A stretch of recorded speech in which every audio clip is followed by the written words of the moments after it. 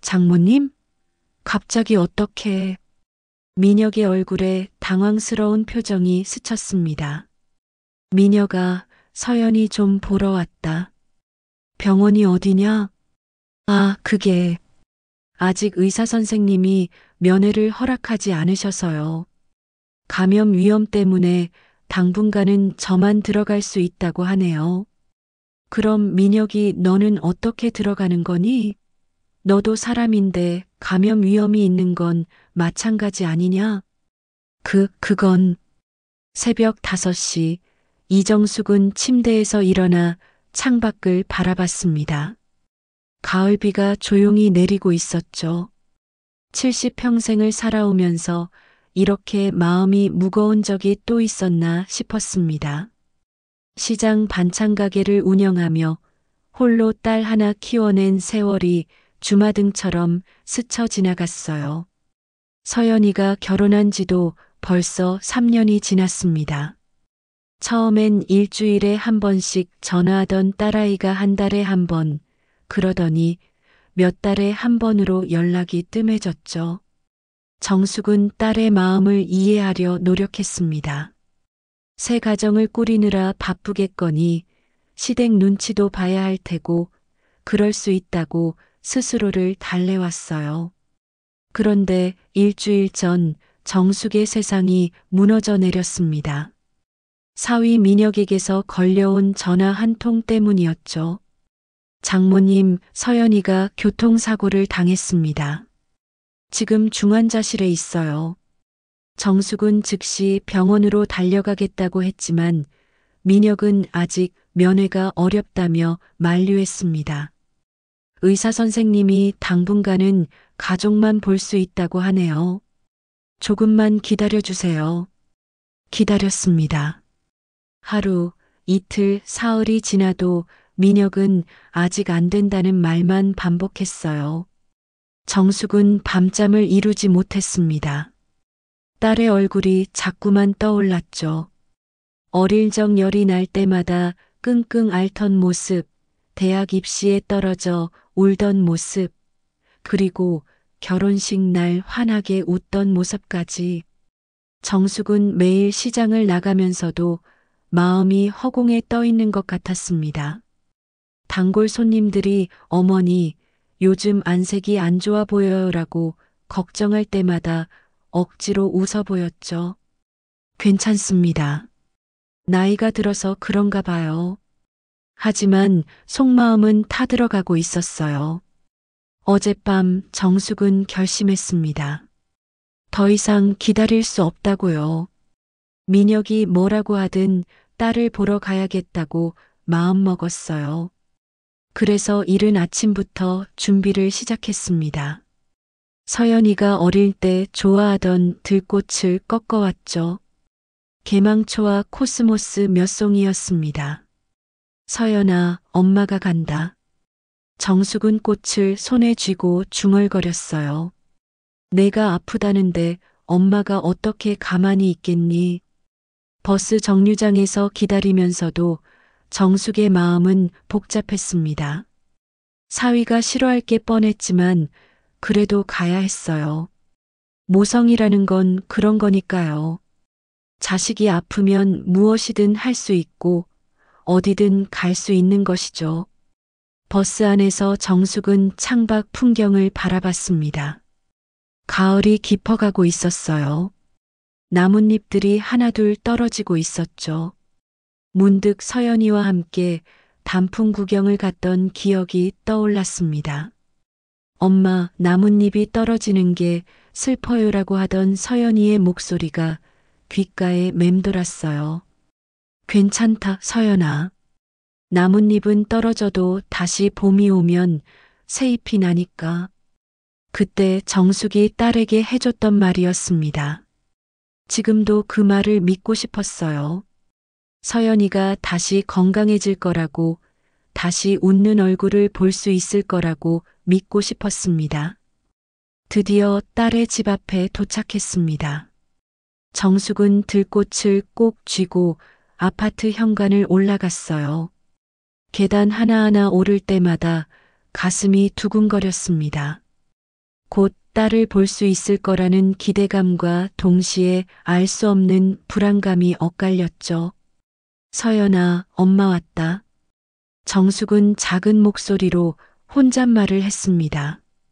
손에 든 들꽃이 희망처럼 느껴졌어요. 정숙은 딸의 집 앞에서 잠시 숨을 고르며 서 있었습니다. 아파트 복도는 조용했고 오후 햇살이 창문 너머로 비스듬히 들어오고 있었어요. 손에 든 들꽃이 조금 시들어 보였지만 여전히 향기롭게 느껴졌습니다. 초인종을 누르려고 손을 뻗었을 때였어요. 문 안에서 민혁의 목소리가 들려왔습니다. 전화 통화를 하는 것 같았죠. 정숙은 무심코 귀를 기울였어요. 네, 맞습니다. 보험금 입금 확인했습니다. 민혁의 목소리가 또렷하게 들렸어요. 이제 정리만 하면 되겠네요. 생각보다 일이 빨리 진행되고 있어서 다행입니다. 정숙은 깜짝 놀랐습니다. 보험금이라니 무슨 보험금을 말하는 걸까요? 서연이가 사고를 당한 지 일주일밖에 안 됐는데 벌써 보험금이 나왔다는 게 이상했어요. 정숙은 문에 더 가까이 다가가 귀를 기울였습니다. 네, 그쪽에서 말씀하신 대로 진행하겠습니다. 가족들한테는 아직 알리지 않았어요. 특히 장모님한테는 절대 말하지 마세요. 괜히 복잡해질 수 있으니까요. 정숙의 가슴이 철렁 내려앉았어요. 가족들한테 알리지 않았다는 게 무슨 뜻일까요? 그리고 왜 자신한테는 절대 말하지 말라고 하는 걸까요? 뭔가 숨기고 있는 게 분명했습니다. 서류는 다 준비했습니다. 내일 오전에 가져다 드릴게요. 아, 그리고 한 가지만 더 확인하고 싶은데요.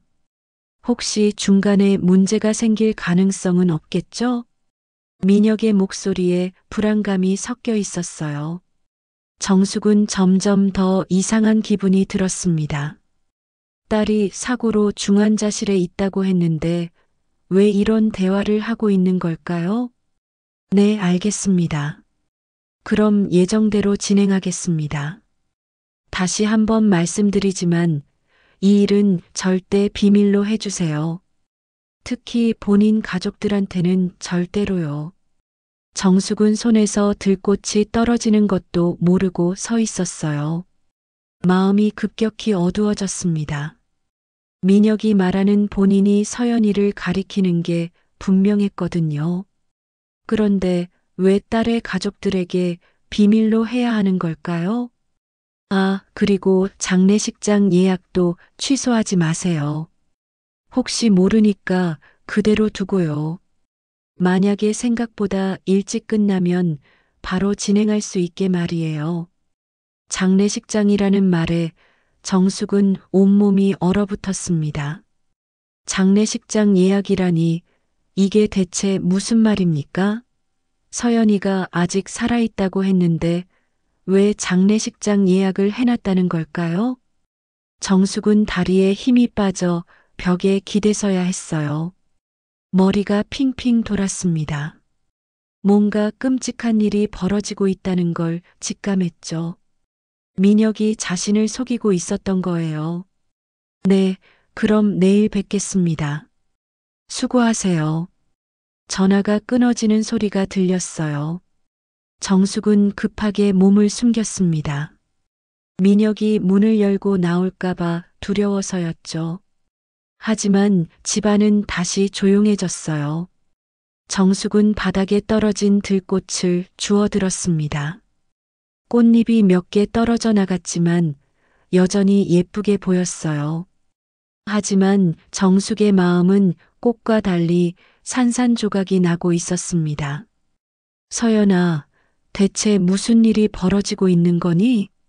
정숙은 작은 목소리로 중얼거렸어요. 사위가 하는 말들이 하나도 이해되지 않았습니다. 보험금, 장례식장 예약, 그리고 가족들에게 비밀로 하라는 말까지. 이 모든 게 서연이와 관련된 일이라는 게 믿어지지 않았어요. 정숙은 현관 앞에 서서 초인종을 누를지 말지 고민했습니다. 민혁과 직접 대면해서 따져 묻고 싶었지만 뭔가 위험한 냄새가 났어요. 혹시 자신도 모르게 위험한 상황에 휘말릴 수 있을 것 같았습니다. 그때 정숙은 결심했어요. 일단 집으로 돌아가서 차근차근 생각해 보기로 했습니다. 성급하게 행동해서는 안 될 것 같았거든요. 하지만 한 가지는 확실했어요. 민혁이 뭔가를 숨기고 있다는 것, 그리고 그 일이 서연이와 관련이 있다는 것 말이에요. 정숙은 들꽃을 꼭 쥐고 아파트를 나섰습니다. 돌아서는 발걸음이 무거웠지만 마음속에는 새로운 결심이 자리 잡고 있었어요. 반드시 진실을 알아내겠다는 결심 말입니다. 정숙은 집으로 돌아와서도 민혁의 전화 내용이 머릿속에서 떠나지 않았습니다. 보험금, 장례식장 예약, 그리고 가족들에게 비밀로 하라는 말까지. 이 모든 것들이 퍼즐 조각처럼 흩어져 있었지만 어떻게 맞춰야 할지 알 수 없었어요. 밤이 깊어도 잠이 오지 않았습니다. 정숙은 침대에 누워 천장을 바라보며 생각에 잠겼어요. 서연이가 정말 중환자실에 있는 게 맞을까요? 아니면 더 심각한 상황인 걸까요? 민혁의 말을 믿을 수 없게 된 지금 모든 게 의심스러웠습니다. 다음 날 아침 일찍 정숙은 다시 딸의 집으로 향했어요. 이번엔 망설이지 않고 바로 초인종을 눌렀습니다. 딩동, 딩동. 한참을 기다린 후에야 민혁이 문을 열었어요. 장모님? 갑자기 어떻게... 민혁의 얼굴에 당황스러운 표정이 스쳤습니다. 평소보다 안색이 좋지 않아 보였고 눈가에 다크서클이 짙게 자리 잡고 있었어요. 민혁아, 서연이 좀 보러 왔다. 병원이 어디냐? 정숙은 최대한 차분하게 물었습니다. 어제 들었던 전화 내용은 일단 숨기기로 했어요. 성급하게 따져 묻기보다는 먼저 상황을 파악하는 게 중요했거든요. 그게... 민혁은 머리를 극적이며 말을 흐렸습니다. 아직 의사 선생님이 면회를 허락하지 않으셔서요. 감염 위험 때문에 당분간은 저만 들어갈 수 있다고 하네요. 감염 위험? 정숙은 고개를 갸우뚱했어요. 그럼 민혁이 너는 어떻게 들어가는 거니? 너도 사람인데 감염 위험이 있는 건 마찬가지 아니냐? 민혁의 눈빛이 흔들렸습니다. 그건 남편이라서 특별히 허락해 주시는 거예요. 법적으로도 남편이 우선권이 있으니까요. 정숙은 뭔가 이상하다는 느낌이 더욱 강해졌어요. 민혁의 대답이 앞뒤가 맞지 않았거든요. 그럼 병원 이름이라도 알려줄 수 있지 않니? 엄마로서 딸이 어느 병원에 있는지도 모르고 있을 순 없잖아. 그게 병원에서 환자 정보 보호를 위해서 가족이라고 해도 함부로 알려주면 안 된다고 하더라고요. 민혁은 계속 얼버무렸습니다. 조금만 더 기다려주세요. 서연이 상태가 좋아지면 바로 연락드릴게요. 정숙은 민혁의 태도에서 확신을 얻었어요. 분명히 뭔가를 숨기고 있다는 확신 말이에요. 민혁아, 정말 서연이가 살아있는 거 맞지? 네. 그게 무슨 말씀이세요? 민혁이 깜짝 놀라며 대답했습니다. 하지만 그의 눈빛은 더욱 불안해 보였어요. 아니, 그냥 너무 걱정돼서 그런 거야. 정숙은 일단 물러서는 척했습니다. 그럼 나는 집에 가서 기다리고 있을게. 혹시 면회가 가능해지면 바로 연락해줘. 민혁은 안도하는 표정을 지었어요. 네, 알겠습니다. 걱정 마세요. 서연이 곧 좋아질 거예요. 정숙은 집으로 돌아왔지만 마음을 놓을 수 없었습니다. 민혁의 반응이 너무 부자연스러웠거든요. 뭔가 결정적인 증거를 찾아야 했어요. 그날 밤 정숙은 다시 딸의 집으로 갔습니다. 이번엔 몰래 접근했어요. 아파트 뒤편 쓰레기장 근처에서 민혁의 집 창문을 관찰할 수 있었거든요. 늦은 시간이라 불이 꺼져 있었지만 정숙은 참을성 있게 기다렸습니다. 새벽 2시쯤 민혁이 쓰레기 봉투를 들고 나왔어요. 정숙은 몸을 숨기고 지켜봤습니다. 민혁이 쓰레기를 버리고 들어간 후 정숙은 조심스럽게 쓰레기통에 접근했어요. 봉투를 열어보니 여러 가지 서류들이 들어 있었습니다. 대부분 찢어진 종이들이었는데 정숙은 하나씩 주워서 맞춰보기 시작했어요. 그 중에서 병원 로고가 찍힌 서류 조각을 발견했습니다. 촛불을 켜고 종이 조각들을 맞춰보니 충격적인 내용이 드러났어요. 환자명 서연 그리고 그 아래에 사망 판정 예정일이라는 글자가 보였습니다. 날짜는 바로 내일이었어요. 정숙은 온몸이 떨렸습니다. 사망 판정 예정일이라니 이게 대체 무슨 뜻입니까? 서연이가 아직 살아있다면서 왜 사망 판정 예정일이 정해져 있는 걸까요? 종이 조각을 더 맞춰보니 연명치료 중단 동의서라는 글자도 보였어요. 그리고 맨 아래에는 민혁의 서명이 있었습니다. 정숙은 무릎이 꺾이는 걸 느꼈어요. 민혁이가 서연이를. 정숙은 말을 잇지 못했습니다. 민혁이 서연이의 연명 치료를 중단하려 한다는 걸 깨달았거든요.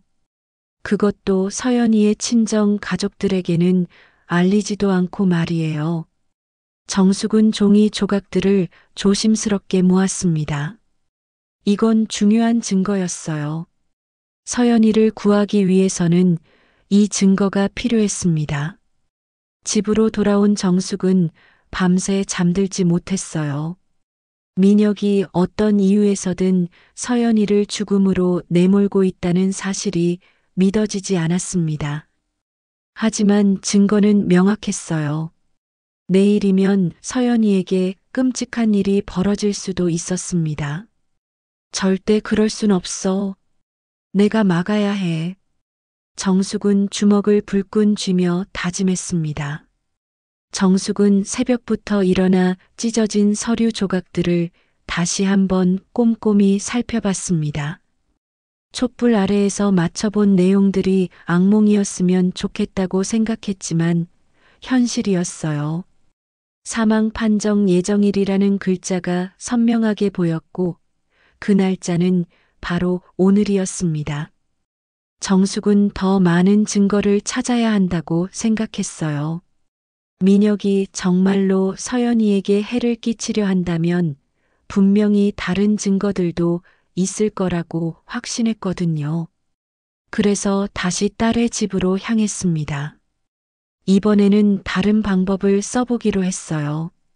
아파트 관리사무소에 가서 사위가 집 열쇠를 잃어버렸다고 거짓말을 했습니다. 다행히 관리사무소 직원이 정숙을 알고 있어서 별다른 의심 없이 마스터키로 문을 열어줬어요. 잠깐만 들어가서 여벌 열쇠 가져올게요. 정숙은 최대한 자연스럽게 말하며 집 안으로 들어갔습니다. 관리사무소 직원이 떠난 후 정숙은 조심스럽게 집 안을 둘러보기 시작했어요. 거실은 평소와 별반 다르지 않아 보였습니다. 하지만 민혁의 방으로 들어가자 상황이 달랐어요. 책상 위에 여러 서류들이 정리되어 있었고 노트북도 켜져 있었습니다. 정숙은 서류들을 하나씩 살펴봤어요. 첫 번째 서류는 보험회사에서 온 것이었습니다. 사망보험금 지급 안내라는 제목이 눈에 띄었어요. 보험 금액은 무려 3억 원이었습니다. 정숙은 깜짝 놀랐어요. 서연이가 언제 이런 큰 보험에 가입했을까요? 서류를 자세히 읽어보니 더욱 충격적인 사실이 드러났습니다. 보험 가입일이 불과 6달 전이었어요. 그리고 수익자는 전부 민혁으로 되어 있었습니다. 서연이의 친정 가족은 수익자에서 완전히 제외되어 있었죠. 이상해. 서연이가 이런 걸 왜 혼자 결정했을까? 정숙은 고개를 갸우뚱했어요. 딸의 성격상 이런 중요한 일을 혼자 결정할 리가 없었거든요. 어릴 때부터 서연이는 큰 일이 있으면 항상 엄마와 상의했었어요. 두 번째 서류는 더욱 소름 끼쳤습니다. 장례식장 예약 확인서였어요. 예약 날짜는 오늘이었고 예약자는 민혁이었습니다. 심지어 장례용품까지 미리 주문해둔 상태였어요. 관 종류, 꽃 장식, 심지어 부고, 문구까지 다 준비되어 있었습니다. 정숙은 손이 덜덜 떨렸어요. 이건 단순히 만약에 대비한 준비가 아니었습니다. 마치 서연이가 오늘 죽을 것을 확신하고 있는 것 같았어요. 세 번째 서류를 보고 정숙은 의자에 주저앉고 말았습니다. 그것은 민혁이 손으로 작성한 메모였는데 제목이 정리 계획표였어요. 그 안에는 끔찍한 내용들이 빼곡히 적혀 있었습니다. 1. 오늘 오후 2시 연명치료 중단 동의서 제출이. 오후 4시 의사와 최종 확인 3. 내일 오전 사망진단서 발급 4. 장례식 준비 친정 쪽에는 사후 통보 5. 보험금 신청 예상 처리 기간 일주일 6. 아파트 및 예금 상속 절차 진행. 마지막 줄에는 빨간 펜으로 이런 글이 적혀 있었어요. 주의사항 장모님께는 절대 알리지 말 것. 모든 절차 완료 후 연락. 정숙은 온몸에 소름이 돋았습니다. 민혁이 서연이의 죽음을 기정사실로 여기고 있을 뿐만 아니라 그 죽음 이후의 모든 것까지 계획하고 있었어요. 보험금부터 상속까지 마치 서연이가 죽기만을 기다리고 있는 것 같았습니다. 정숙은 노트북 화면도 확인해 봤어요. 인터넷 검색 기록이 남아 있었는데 연명치료 중단 법적 절차, 사망보험금 신속 지급 방법, 상속세 절약 방법 같은 검색어들이 빼곡했습니다. 가장 충격적인 건 민혁이 어젯밤에 검색한 내용이었어요. 부인 사망 후 재혼 시기, 사별 남성 재혼 통계라는 검색어들이 있었습니다. 정숙은 머리가 핑핑 돌았어요. 이놈이 진짜로. 정숙은 분노로 온몸이 떨렸습니다. 민혁이 서연이의 죽음을 바라고 있다는 게 너무나 명확했어요. 그것도 단순히 바라는 게 아니라 적극적으로 죽음을 앞당기려 하고 있었습니다. 정숙은 급하게 휴대폰으로 모든 서류들을 사진으로 찍었어요. 증거를 확보해야 했거든요. 그리고 메모 내용도 하나하나 꼼꼼히 찍었습니다. 사진을 다 찍고 나서 정숙은 시계를 봤어요. 오후 1시 30분이었습니다. 민혁의 계획표에 따르면 30분 후에 연명치료 중단 동의서를 제출할 예정이었어요. 시간이 얼마 남지 않았습니다. 정숙은 급하게 집을 나섰어요. 이제 민혁과 정면 승부를 해야 할 때였습니다. 더 이상 숨어서 지켜볼 수만은 없었어요.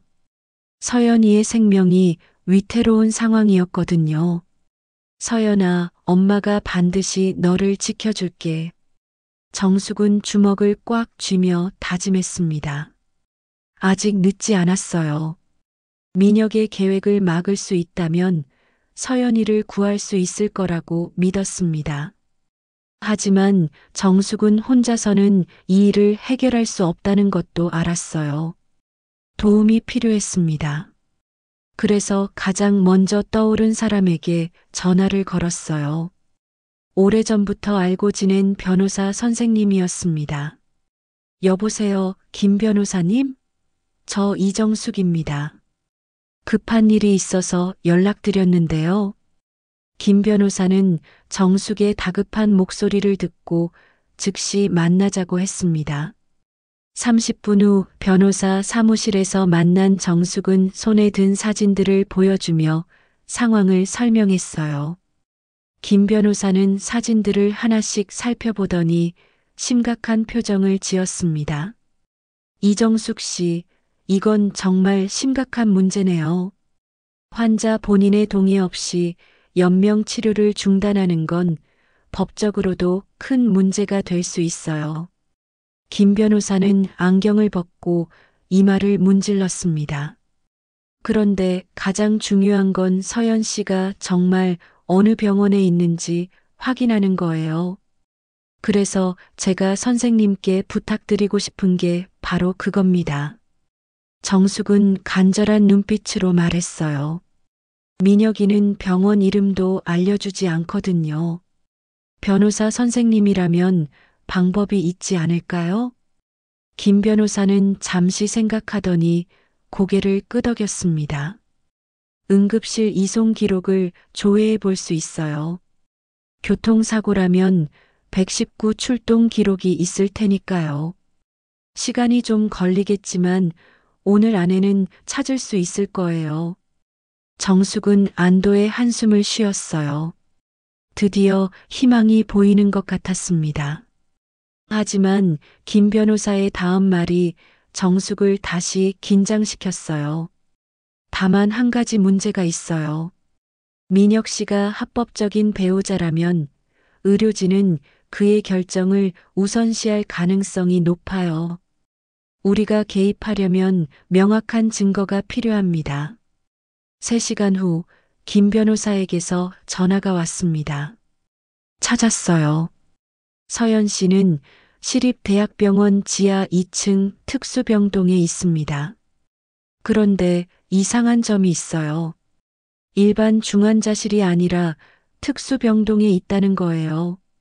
정숙은 즉시 병원으로 향했습니다. 시립대학병원은 집에서 꽤 멀었지만 버스를 갈아타며 달려갔어요. 병원에 도착한 정숙은 지하 2층으로 내려갔습니다. 지하 특수병동은 일반 병동과 분위기가 달랐어요. 복도가 더 조용했고 간병인이나 방문객도 거의 보이지 않았습니다. 정숙은 간호사실을 찾아가 딸의 병실을 물어봤어요. 서연 환자요? 잠깐만요. 간호사가 컴퓨터를 확인하더니 난처한 표정을 지었습니다. 죄송하지만 그 환자는 보호자 동의 없이는 면회가 불가능해요. 남편분이 특별히 당부하셨거든요. 저는 친어머니입니다. 정숙은 신분증을 내밀며 말했어요. 딸을 보는 게 왜 안 됩니까? 간호사는 미안한 표정을 지었습니다. 법적으로는 배우자가 의료 결정권을 가지고 있어서요. 남편분이 가족 면회를 제안해달라고 요청하셨어요. 환자 상태가 좋지 않아서 정서적 안정이 필요하다고 하시더라고요. 정숙은 어이가 없었어요. 민혁이 아예 자신이 딸을 만나지 못하도록 조치를 해놨던 거예요. 하지만 포기할 수는 없었습니다. 그럼 병실 번호라도 알려주실 수 있나요? 멀리서라도 보고 싶어요. 간호사는 잠시 망설이더니 작은 목소리로 말했습니다. B201호인데 정말 멀리서만 보세요. 들키면 안 되거든요. 정숙은 간호사에게 고개를 숙여 인사하고 복도를 따라 걸었어요. B201호를 찾는 건 어렵지 않았습니다. 복도 끝쪽에 있는 병실이었어요. 병실 문에는 작은 유리창이 있었습니다. 정숙은 조심스럽게 유리창으로 안을 들여다봤어요. 그리고 그 순간 정숙의 다리에서 힘이 빠졌습니다. 침대에 누워있는 사람이 바로 서연이었어요. 하지만 상태가 심각해 보였습니다. 온몸에 관이 연결되어 있었고 호흡기에 의존하고 있었어요. 얼굴은 창백했지만 분명히 살아 있었습니다. 서연아. 정숙은 유리창에 손을 대고 눈물을 흘렸어요. 엄마가 왔다. 그때 병실 안에서 움직임이 있었습니다. 민혁이 나타난 거예요. 정숙은 급하게 몸을 숨겼습니다. 민혁은 서연의 침대 옆에 서서 뭔가 서류를 꺼내 들었어요. 정숙은 다시 조심스럽게 들여다봤습니다. 민혁이 간호사와 이야기하고 있었어요. 오늘 오후 4시에 연명 치료를 중단하겠습니다. 서류는 다 준비했어요. 간호사가 대답했습니다. 가족들에게는 알리셨나요? 가족은 저뿐입니다. 장모님은 너무 충격받으실 것 같아서 나중에 알려드릴 예정이에요. 정숙은 주먹을 꽉 쥐었어요. 민혁이 지금 이 순간에도 거짓말하고 있었거든요. 자신을 가족에서 아예 제외시키고 있었어요. 알겠습니다. 그럼 준비하겠습니다. 간호사가 대답하고 나갔어요. 민혁이 혼자 남자 서연의 침대 옆에 다가갔습니다. 정숙은 숨을 죽이고 지켜봤어요. 민혁이 서연의 손을 잡더니 작은 목소리로 말했습니다. 미안해, 서연아. 하지만 이렇게 사는 것보다는 나을 거야. 너도 이렇게 살고 싶지 않을 테니까. 정숙은 분노로 온몸이 떨렸어요. 민혁이 마치 서연이를 위한 일인 것처럼 포장하고 있었거든요. 하지만 정숙은 알고 있었어요. 민혁이 진짜 노리는 건 보험금과 상속이라는 걸 말이에요. 그때 서연의 손가락이 약간 움직이는 게 보였습니다. 정숙은 깜짝 놀랐어요. 서연이가 의식이 있는 건 아닐까요? 호흡기 때문에 말은 할 수 없지만 분명히 반응이 있었어요. 민혁은 그 움직임을 보지 못한 것 같았어요. 서류를 정리하며 병실을 나갔습니다. 정숙은 민혁이 완전히 사라질 때까지 기다렸다가 간호사실로 달려갔어요. 간호사님, 제발 도와주세요. 정숙은 강급한 목소리로 말했어요. 방금 전에 서연이 손가락이 움직이는 걸 봤어요. 의식이 있을 수도 있어요. 간호사는 놀란 표정을 지었습니다. 정말요? 그럼 담당 의사 선생님께 말씀드려야겠네요. 정숙은 희망을 품었어요. 서연이가 의식이 있다면 연명치료 중단을 막을 수 있을지도 모르니까요. 담당 의사인 박 원장이 급하게 병실로 왔습니다. 정숙은 간호사와 함께 박 원장을 따라 서연의 병실로 들어갔어요. 박 원장은 서연의 상태를 자세히 검진하기 시작했습니다. 정말로 반응이 있네요. 박 원장이 놀란 목소리로 말했어요. 동공 반응도 있고 손가락 움직임도 확인됩니다. 이상하네요. 남편분은 환자가 뇌사 상태라고 하셨는데 정숙은 가슴이 뛰었어요. 그럼 우리 딸이 의식이 있다는 뜻인가요? 완전한 의식은 아니지만 분명히 반응이 있습니다. 뇌사와는 거리가 멀어요. 박 원장은 차트를 확인하며 고개를 갸우뚱했습니다. 그런데 이상한 점이 있어요. 남편분이 제출한 서류와 실제 환자 상태가 맞지 않네요. 정숙은 이때다 싶어서 휴대폰에 저장해둔 사진들을 보여줬어요. 선생님, 이것 좀 봐주세요. 제가 우연히 발견한 건데요. 박 원장은 사진들을 하나씩 살펴보더니 얼굴이 굳어졌습니다. 이건 정말 심각한 문제네요. 환자 상태와 전혀 맞지 않는 서류들이에요. 특히 이 연명치료 중단 동의서는 환자 본인이 서명한 게 아니잖아요. 그럼 어떻게 해야 하나요? 정숙은 간절한 목소리로 물었어요. 박 원장은 잠시 생각하더니 결단을 내렸습니다. 일단 연명치료 중단을 보류하겠습니다. 환자 상태를 더 정확히 파악해야 해요. 그리고 이 문제는 병원윤리위원회에 보고해야겠네요. 정숙은 안도의 한숨을 쉬었어요. 일단 서연이의 생명은 구한 것 같았습니다. 하지만 박 원장의 다음 말이 새로운 걱정을 안겨줬어요. 다만 법적인 문제가 있어요. 남편이 법적 보호자인 상황에서 우리가 일방적으로 결정하기는 어려워요. 변호사와 상의해 보시는 게 좋겠습니다. 정숙은 즉시 김 변호사에게 전화했어요.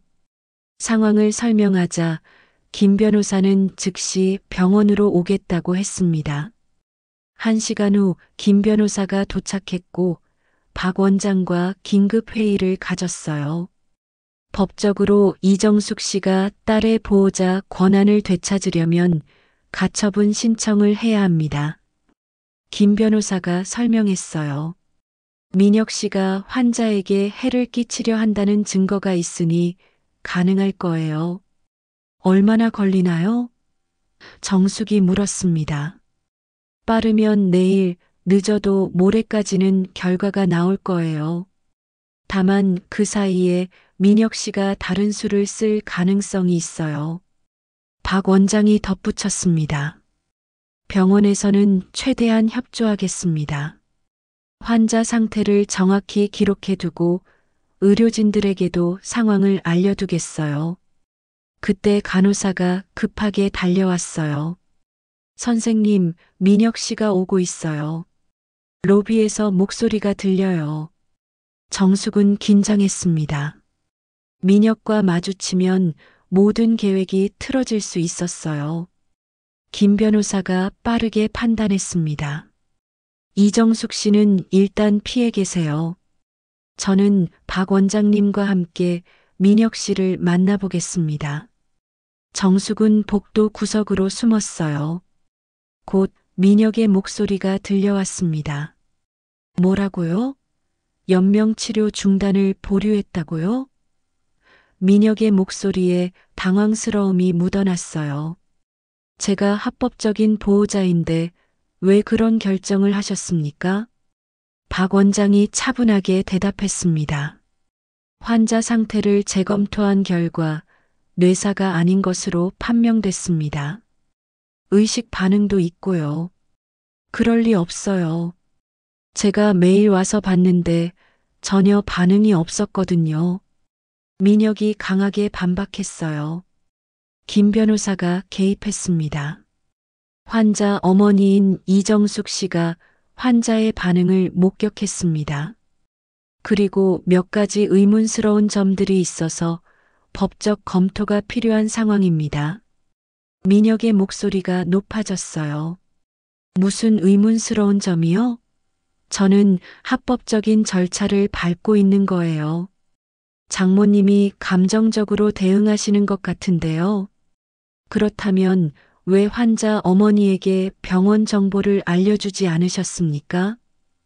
김 변호사가 날카롭게 물었어요. 그리고 환자 상태에 대해서도 정확한 정보를 주지 않으셨고요. 민혁이 잠시 말문이 막혔어요. 그러더니 어떻게든 변명하려 했습니다. 장모님이 너무 충격받으실까봐 그랬어요. 서연이 상태가 심각하니까 점진적으로 알려드리려고 했던 거예요. 박 원장이 끼어들었습니다. 어쨌든 환자 상태가 당초 판단과 다르므로 치료 방향을 재검토해야 합니다. 가족회의도 필요하고요. 민혁은 더 이상 말하지 못했어요. 상황이 자신에게 불리하게 돌아가고 있다는 걸 느꼈거든요. 그때 정숙이 숨어 있던 곳에서 나왔습니다. 민혁아, 이제 그만하자. 민혁은 정숙을 보고 깜짝 놀랐어요. 장모님? 어떻게 여기를? 너 계획 다 알고 있다. 정숙은 단호한 목소리로 말했어요.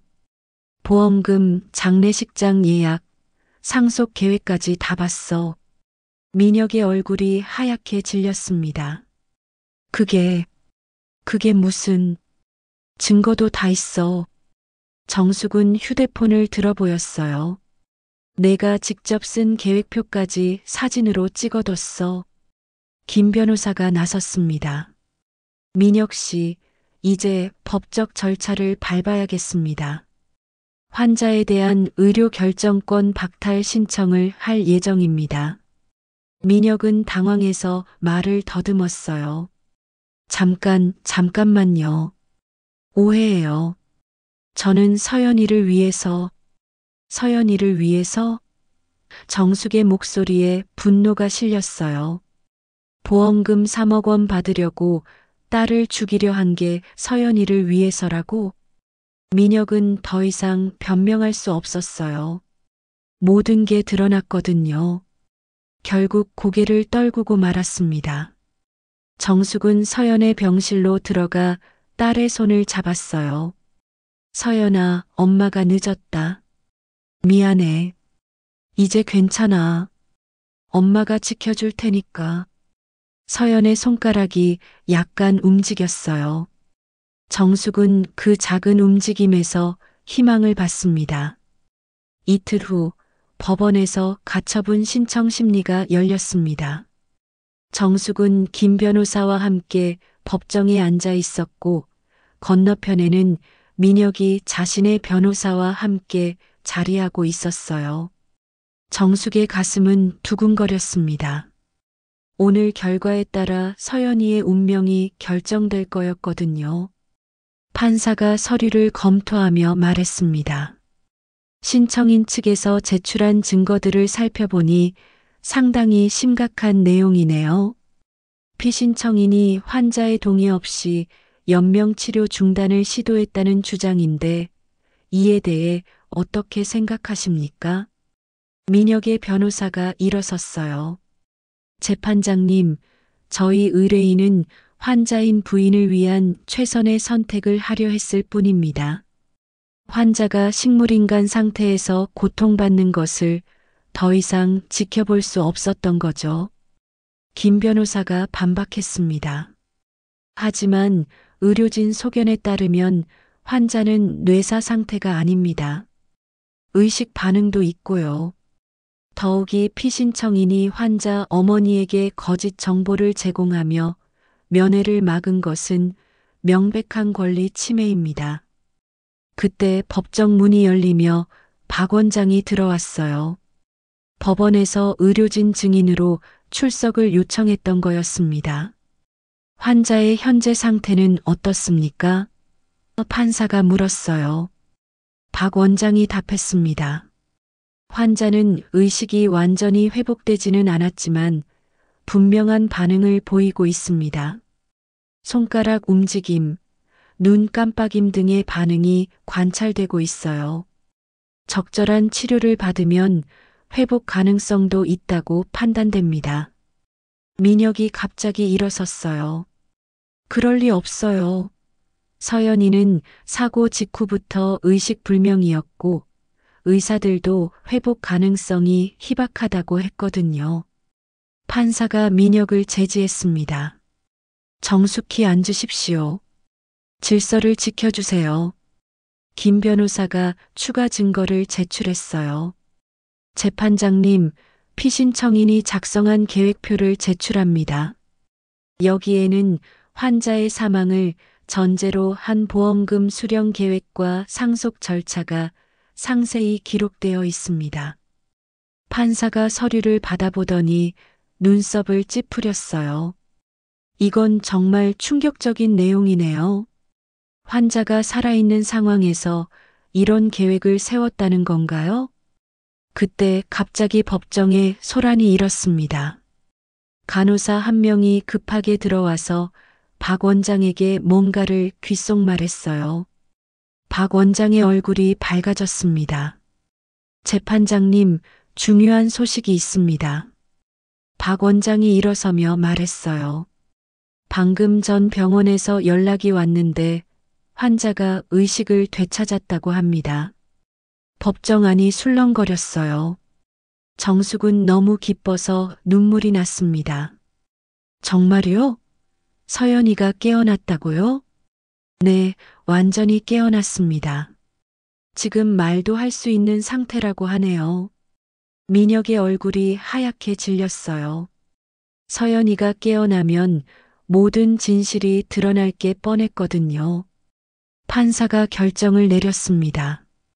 그렇다면 당사자인 환자의 진술을 직접 들어보는 게 좋겠네요. 병원으로 이동해서 현장에서 조사하겠습니다. 1시간 후 법원 관계자들과 변호사들, 그리고 정숙과 민혁이 모두 병원 병실에 모였어요. 서연은 침대에 반쯤 일어앉아 있었습니다. 얼굴은 여전히 창백했지만 눈은 또렷했어요. 서연아, 정숙이 달려가서 딸의 손을 잡았어요. 괜찮니? 아프지 않니? 엄마. 서연의 목소리는 약했지만 분명했어요. 엄마 미안해요. 걱정 많이 끼쳤죠? 판사가 서연에게 물었습니다. 환자분, 지금 상황을 이해하고 계신가요? 서연이 고개를 끄덕였어요. 네, 의사 선생님께 들었어요. 민혁이가 저를. 서연은 말을 잇지 못하고 눈물을 흘렸어요. 그러더니 떨리는 목소리로 말했습니다. 제가 의식을 잃기 전에 민혁이가 제 보험을 바꿨어요. 수익자를 자기로 바꾸고 보험금도 크게 늘렸어요. 저는 몰랐는데 나중에 서류를 보고 알았죠. 민혁이 발끈했어요. 서연아, 그건 우리 가정을 위해서. 조용히 하세요. 판사가 민혁을 제지했어요. 환자분 말씀을 계속 들어보겠습니다. 서연이 계속 말했어요. 사고 나기 전날 밤에도 민혁이가 이상하게 행동했어요. 갑자기 저에게 유언장을 쓰라고 하더라고요. 만약에 자기한테 무슨 일이 생기면 재산을 정리해야 한다면서요. 정숙이 놀라며 물었어요. 유언장을 쓰라고 했다고? 네. 그때는 이상하다고 생각했지만 지금 생각해보니 서연이 민혁을 바라보며 말했어요. 민혁아, 정말 나를 죽이려고 했던 거야? 민혁은 대답하지 못했어요. 땀이 뻘뻘 흐르고 있었습니다. 서연이 더 충격적인 말을 했어요. 그리고 제가 의식을 잃었을 때도 가끔 깨어 있을 때가 있었어요. 민혁이가 병실에 와서 하는 말들을 들었어요. 무슨 말을 했는데? 김 변호사가 물었어요. 제발 빨리 죽어달라고. 이제 그만 포기하라고. 그런 말들을 서연이 울먹이며 말했어요. 법정 녹음기가 이 모든 대화를 기록하고 있었어요. 민혁의 변호사도 더 이상 변명할 수 없다는 표정이었습니다. 판사가 최종 결정을 내렸습니다. 환자 본인의 증언과 제출된 증거들을 종합해 볼 때 피신청인의 행위는 명백한 권리 침해입니다. 환자의 의료 결정권을 어머니인 신청인에게 이양하라고 결정합니다. 그리고 판사는 덧붙였어요. 또한 이 사건은 형사사건으로 수사기관에 이첩하겠습니다. 순간 경찰관들이 들어와서 민혁에게 수갑을 채웠어요. 살인미수 혐의로 체포합니다. 민혁이 끌려나가면서 마지막으로 외쳤어요. 서연아, 정말 미안해. 나도 어쩔 수 없었어. 정숙은 서연의 손을 꼭 잡고 말했어요. 이제 괜찮아, 서연아. 엄마가 지켜줄게. 6개월이 지났습니다.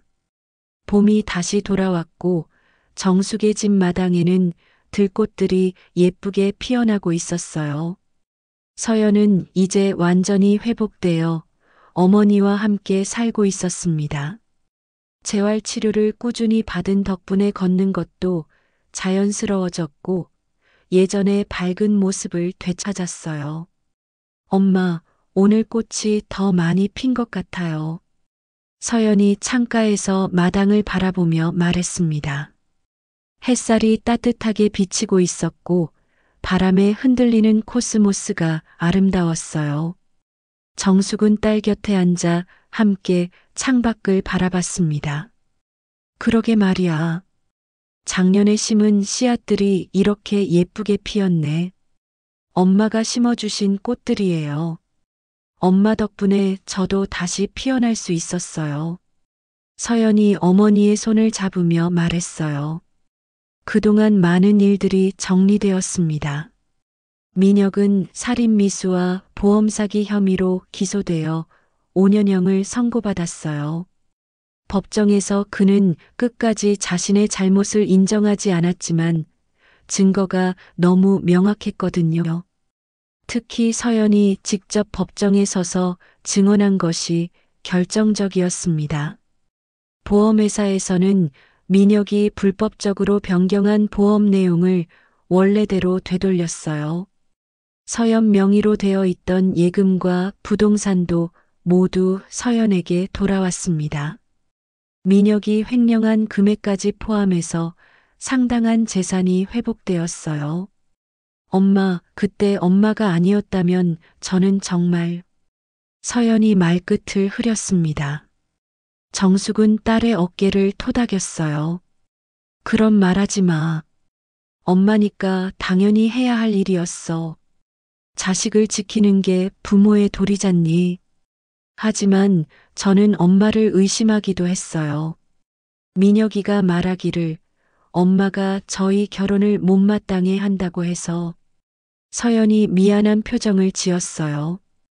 그건 다 지난 일이야. 정숙은 딸을 꼭 안았습니다. 중요한 건 우리가 다시 함께 있다는 거지. 오후에는 김 변호사가 찾아왔어요. 마지막 법적 절차를 정리하러 온 거였습니다. 모든 절차가 끝났습니다. 김 변호사가 서류를 정리하며 말했어요. 민혁의 상소도 기각되었고 재산 회복도 완료되었어요. 이제 정말로 모든 게 끝났네요. 선생님, 정말 고마웠습니다. 정숙이 깊이 인사했어요. 선생님 아니었으면 어떻게 됐을지 몰라요. 김 변호사는 웃으며 대답했습니다. 이정숙 씨의 모성애가 가장 큰 힘이었어요. 포기하지 않고 끝까지 딸을 지키려는 마음 말이에요. 서연도 감사 인사를 드렸어요. 변호사님 덕분에 새로운 삶을 살 수 있게 되었어요. 정말 감사합니다. 김 변호사가 돌아간 후 모녀는 함께 마당을 거닐었습니다. 정숙이 처음 서연을 보러 갈 때 들고 갔던 들꽃과 같은 종류의 꽃들이 마당 곳곳에 피어 있었어요. 엄마, 저 꽃 기억나세요? 서연이 코스모스를 가리키며 말했어요. 물론이지. 내가 어릴 때 좋아하던 꽃이잖아. 정숙이 꽃을 따서 딸의 머리에 꽂아줬어요. 그때 엄마가 그랬죠. 나뭇잎이 떨어져도 다시 봄이 오면 새 잎이 난다고. 서연이 웃으며 말했어요. 맞아. 우리에게도 다시 봄이 왔네. 정숙의 눈가에 기쁨의 눈물이 맺혔어요. 저녁 식사를 준비하면서 서연이 말했어요. 엄마, 제가 새로운 일을 시작하려고 해요. 무슨 일이니? 법무사 공부를 하려고요. 제가 겪은 일 때문에 관심이 생겼어요. 저처럼 어려운 상황에 놓인 사람들을 도와주고 싶어요. 정숙은 딸의 결심이 기특했어요. 좋은 생각이야. 엄마가 응원할게. 그리고 엄마도 반찬 가게 다시 하세요. 단골 손님들이 계속 엄마를 찾으시더라고요. 정숙은 고개를 끄덕였어요. 그래야겠다. 일하는 게 좋더라. 몸은 힘들어도 마음은 보람차거든. 밤이 되어 잠들기 전 정숙은 서연의 방을 들여다봤어요. 딸이 책을 읽고 있었습니다. 평온한 모습이 정말 아름다워 보였어요.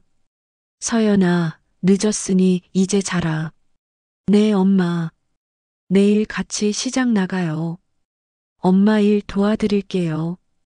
고마워. 정숙이 딸의 이마에 키스하며 말했어요.